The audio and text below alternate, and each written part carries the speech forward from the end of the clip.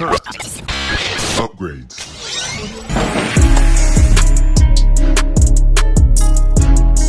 Welcome back, ladies and gentlemen, to another JVS movie review. Today, we're bringing you the review of, I hate to say the latest film from Jordan Peele, because technically he only produced this film.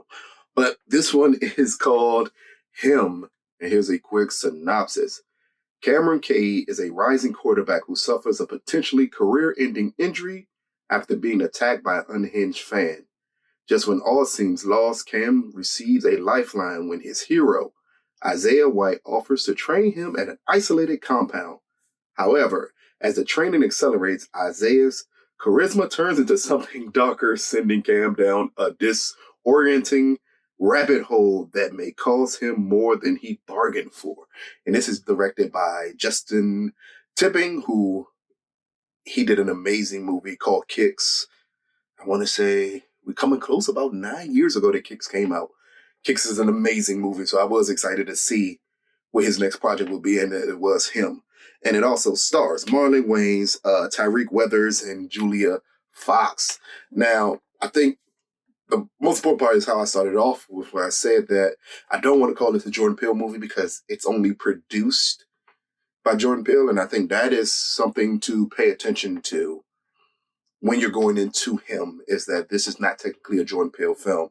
So Jordan's films tend to move in a certain way, in a certain aspect, and have a deep meaning around exactly what's happening through the course of his films that does not exist in Him at all. So I think it's more fair to the movie to quickly separate that you see Jordan Peele at the top of it and understand it's just produced by Jordan Peele. It's in the vein of like Devil with M. Night when he produced it but didn't direct it. Granted, Devil's a good movie. Him, it's not a good movie, but it's in that same vein of a known director that you are accustomed to his work moving a certain way and him just being the producer on the project instead of the actual director of the project here.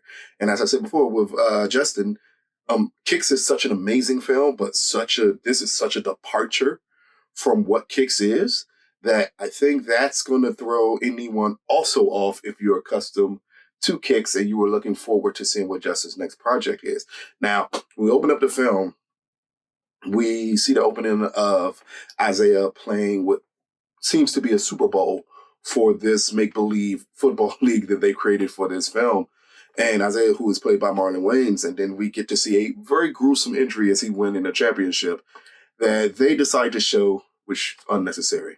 But here we get to see Cam's father as he really just points it and tells his son, like, this is what it means to be a real man. And that is kind of the crux of the film, of the way everything has been shown to Cam since he was a kid of what it means to be a man.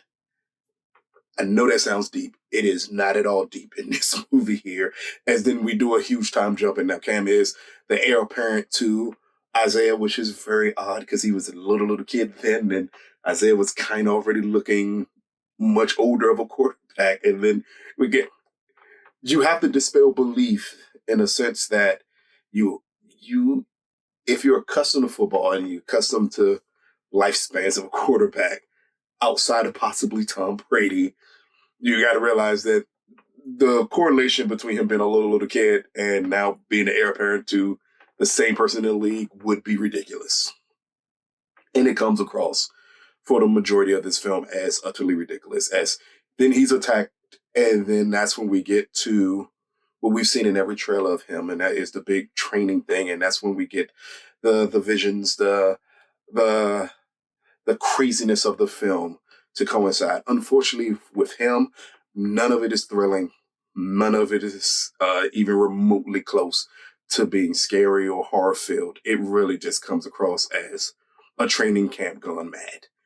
And not gone mad in a good way. It feels like the film goes out of its way to be creepy, but when it goes out of its way to be creepy, it just becomes more unrealistic as you're watching it.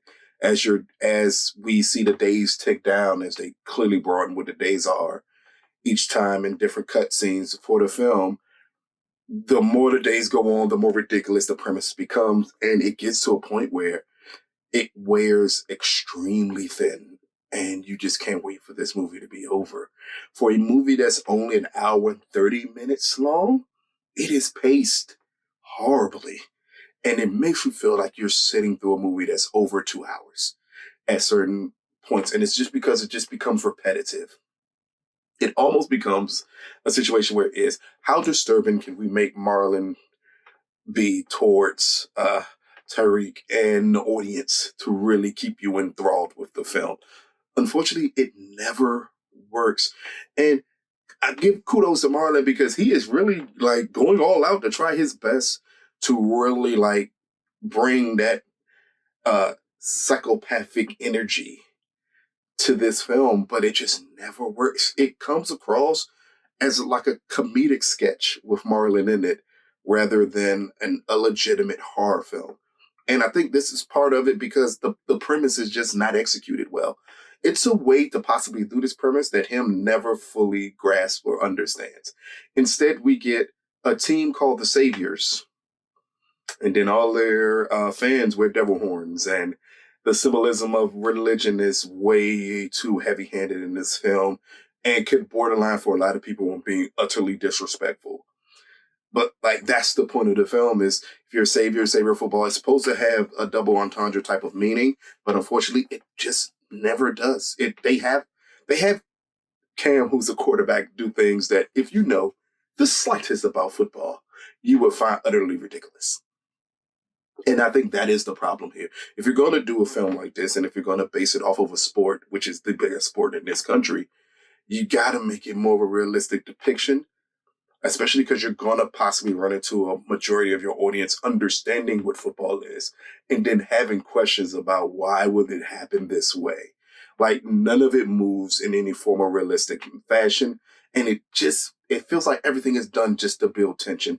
Build it to you get to this third act where it just becomes unwatchable at that point. By the time you get through the second act, which is really bad, but when you get through the second act, by the third act, this film becomes unwatchable.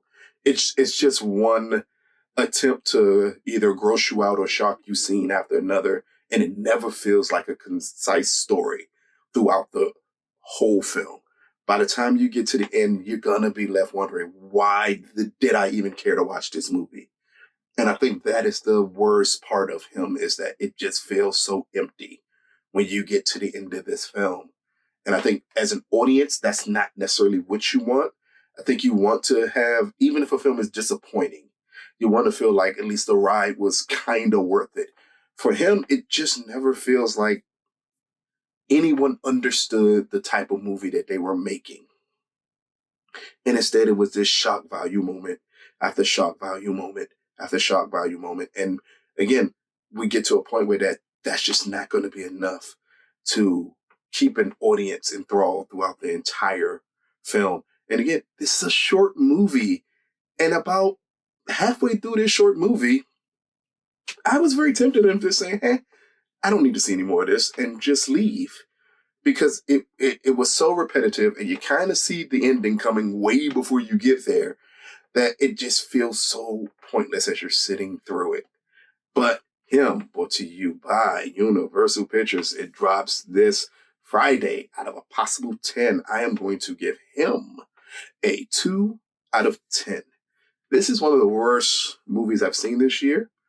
I would say the most positive takeaway from this film is some of the shots that Justin pulls off in this movie is brilliant. Very, very well executed. You absolutely loved it. You just wish that with the performance that Marlon is attempting to give in this movie, the material was better for his performance. And even Tyriq, who this is his kind of second horror film of this year of a big brand. The first one being I Know What You Did Last Summer, which was also a disappointment. And here with him, amazingly, they stripped away all the charisma he had in I Know What You Did Last Summer. Like the movie I Know What You Did Last Summer wasn't good, but he was one of the bright spots of that film with his performance. And if they could have taken or bottled up some of that charisma he had in that and put in him, I think it would have made it a little bit more watchable. Instead, it feels like they wanted him to have just this monotone delivery and performance that never rose above the craziness that Marlon is doing, because possibly it would have been too much. But in the end, you do a disservice to both of them because of that reason.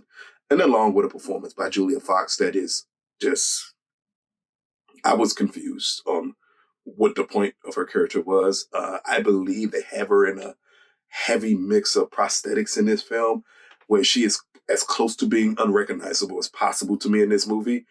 And her character is just pointless and unnecessary. And by the time you get, again, to that third act where everything just goes off the rails, you're just kind of wondering what was the point of ever making this movie.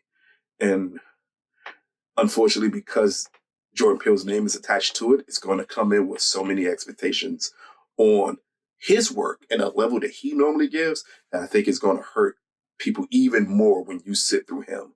And you're going to even question these actors and this direction and this pacing.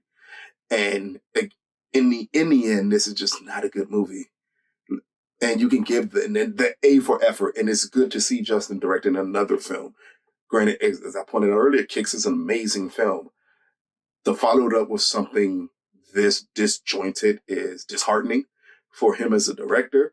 And you just want to see a rebound from him. But the other and last positive moment to me, or thing from this film, is just to see Marlon Wayans stretch his legs and try something different. If you're ever looking for something positive about him, at least take that with you. That Marlon can stretch his leg and do different things. This was just too over the top. It is a ridiculous scene with Marlon and a gun in this movie that just, it got to that point where it was just too much. And unfortunately, like, that just not a good spot for Marlon to be in, but you just love that he was able to attempt to do something different, and hopefully we get better work and he gets a better script of him trying to really stretch his acting legs just to show what he can possibly do. But again, him, check it out when it drops this Friday. Let us know what you think. This has been another JVS movie review. Peace, people.